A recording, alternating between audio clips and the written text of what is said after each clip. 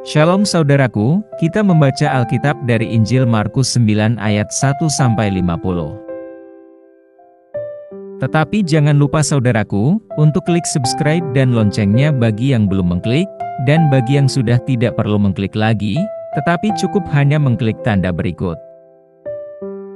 Serta jangan lupa saudaraku, membagikan renungan ini kepada orang lain, agar mereka juga menemukan kekuatan baru dalam kasih Tuhan. Kiranya Tuhan memberkati saudara.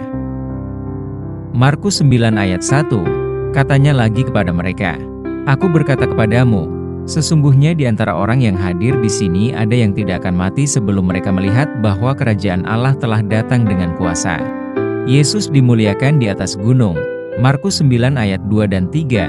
6 hari kemudian Yesus membawa Petrus, Yakobus dan Yohanes dan bersama-sama dengan mereka ia naik ke sebuah gunung yang tinggi. Di situ mereka sendirian saja. Lalu Yesus berubah rupa di depan mata mereka, dan pakaiannya sangat putih berkilat-kilat. Tidak ada seorang pun di dunia ini yang dapat mengelantang pakaian seperti itu. Markus 9 ayat 4 dan 5, maka nampaklah kepada mereka Elia bersama dengan Musa, keduanya sedang berbicara dengan Yesus. Kata Petrus kepada Yesus, "Rabi, betapa bahagianya kami berada di tempat ini. Baiklah kami dirikan 3 kemah, satu untuk engkau, satu untuk Musa dan satu untuk Elia." Markus 9 ayat 6 dan 7, ia berkata demikian, sebab tidak tahu apa yang harus dikatakannya, karena mereka sangat ketakutan. Maka datanglah awan menaungi mereka, dan dari dalam awan itu terdengar suara, "Inilah anak yang kukasihi, dengarkanlah dia." Markus 9 ayat 8 dan 9, dan sekonyong-konyong waktu mereka memandang sekeliling mereka, mereka tidak melihat seorang pun lagi bersama mereka, kecuali Yesus seorang diri. Pada waktu mereka turun dari gunung itu, Yesus berpesan kepada mereka, supaya mereka jangan menceritakan kepada seorang pun apa yang telah mereka lihat itu, sebelum Anak Manusia bangkit dari antara orang mati. Markus 9 ayat 10 dan 11, mereka memegang pesan tadi sambil mempersoalkan di antara mereka apa yang dimaksud dengan bangkit dari antara orang mati. Lalu mereka bertanya kepadanya, "Mengapa ahli-ahli Taurat berkata bahwa Elia harus datang dahulu?" Markus 9 ayat 12 dan 13, jawab Yesus, "Memang Elia akan datang dahulu dan memulihkan segala sesuatu. Hanya, bagaimanakah dengan yang ada tertulis mengenai Anak Manusia? Bahwa ia akan banyak menderita dan akan dihinakan? Tetapi aku berkata kepadamu, memang Elia sudah datang dan orang memperlakukan dia menurut kehendak mereka, sesuai dengan yang ada tertulis tentang dia." Yesus mengusir roh dari seorang anak yang bisu.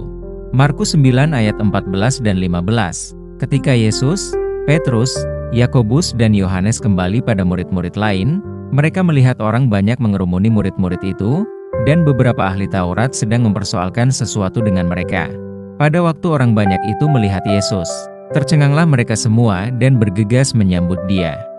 Markus 9 ayat 16 dan 17, lalu Yesus bertanya kepada mereka, "Apa yang kamu persoalkan dengan mereka?"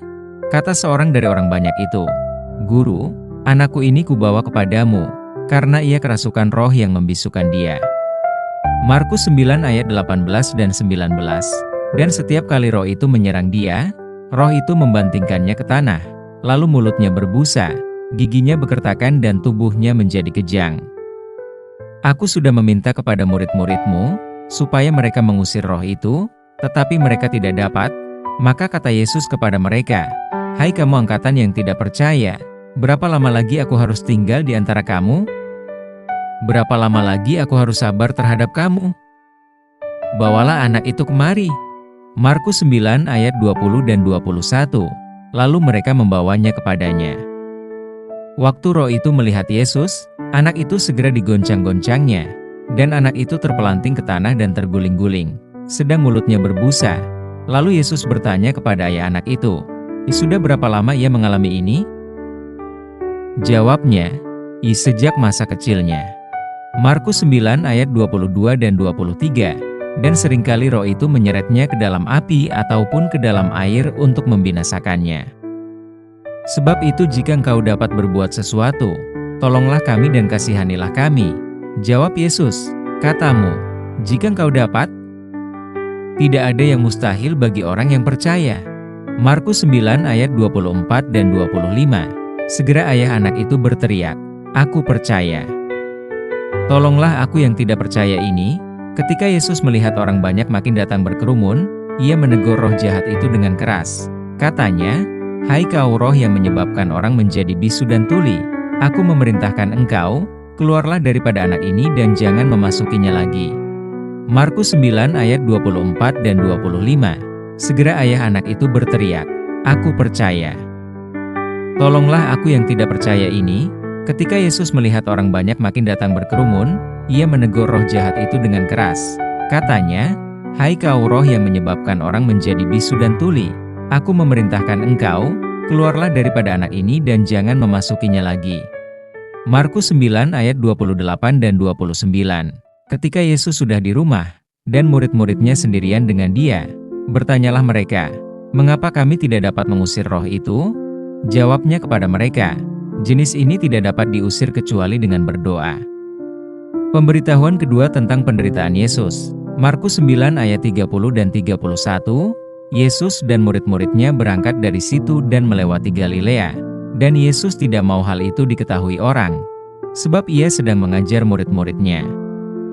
Ia berkata kepada mereka, "Anak manusia akan diserahkan ke dalam tangan manusia, dan mereka akan membunuh dia. Dan 3 hari sesudah ia dibunuh ia akan bangkit." Markus 9 ayat 32, mereka tidak mengerti perkataan itu, namun segan menanyakannya kepadanya. Siapa yang terbesar di antara para murid? Markus 9 ayat 33 dan 34. Kemudian tibalah Yesus dan murid-muridnya di Kapernaum. Ketika Yesus sudah di rumah, ia bertanya kepada murid-muridnya, "Apa yang kamu perbincangkan tadi di tengah jalan?" Tetapi mereka diam, sebab di tengah jalan tadi mereka mempertengkarkan siapa yang terbesar di antara mereka. Markus 9 ayat 35 dan 36. Lalu Yesus duduk dan memanggil ke-12 murid itu. Katanya kepada mereka, "Jika seseorang ingin menjadi yang terdahulu, hendaklah ia menjadi yang terakhir dari semuanya dan pelayan dari semuanya." Maka Yesus mengambil seorang anak kecil dan menempatkannya di tengah-tengah mereka. Kemudian ia memeluk anak itu dan berkata kepada mereka. Markus 9 ayat 37. "Barang siapa menyambut seorang anak seperti ini dalam namaku, ia menyambut aku. Dan barang siapa menyambut aku, bukan aku yang disambutnya, tetapi dia yang mengutus aku." Seorang yang bukan murid Yesus mengusir setan. Markus 9 ayat 38 dan 39. Kata Yohanes kepada Yesus, "Guru, kami lihat seorang yang bukan pengikut kita mengusir setan demi namamu, lalu kami cegah orang itu, karena ia bukan pengikut kita." Tetapi kata Yesus, "Jangan kamu cegah dia. Sebab tidak seorang pun yang telah mengadakan mujizat demi namaku, dapat seketika itu juga mengumpat aku." Markus 9 ayat 40 dan 41. "Barang siapa tidak melawan kita, ia ada di pihak kita. Aku berkata kepadamu, sesungguhnya barang siapa memberi kamu minum secangkir air oleh karena kamu adalah pengikut Kristus, ia tidak akan kehilangan upahnya." Siapa yang menyesatkan orang? Tentang garam. Markus 9 ayat 42 dan 43. "Barang siapa menyesatkan salah satu dari anak-anak kecil yang percaya ini, lebih baik baginya jika sebuah batu kilangan diikatkan pada lehernya lalu ia dibuang ke dalam laut. Dan jika tanganmu menyesatkan engkau, penggalah. Karena lebih baik engkau masuk ke dalam hidup dengan tangan kudung daripada dengan utuh kedua tanganmu dibuang ke dalam neraka, ke dalam api yang tak terpadamkan." Markus 9 ayat 44 dan 45. "Di tempat itu ulatnya tidak akan mati, dan apinya tidak akan padam, dan jika kakimu menyesatkan engkau, penggalah. Karena lebih baik engkau masuk ke dalam hidup dengan timpang, daripada dengan utuh kedua kakimu dicampakkan ke dalam neraka." Markus 9 ayat 46 dan 47. "Di tempat itu ulatnya tidak akan mati, dan apinya tidak akan padam. Dan jika matamu menyesatkan engkau, cungkillah, karena lebih baik engkau masuk ke dalam kerajaan Allah dengan bermata satu daripada dengan bermata dua dicampakkan ke dalam neraka." Markus 9 ayat 48, 49 dan 50. "Di mana ulat-ulat bangkai tidak mati dan api tidak padam, Karena setiap orang akan digarami dengan api, garam memang baik. Tetapi jika garam menjadi hambar, dengan apakah kamu mengasinkannya? Hendaklah kamu selalu mempunyai garam dalam dirimu dan selalu hidup berdamai yang seorang dengan yang lain. Demikian bacaan kita hari ini, dalam Injil Markus pasal yang ke-9.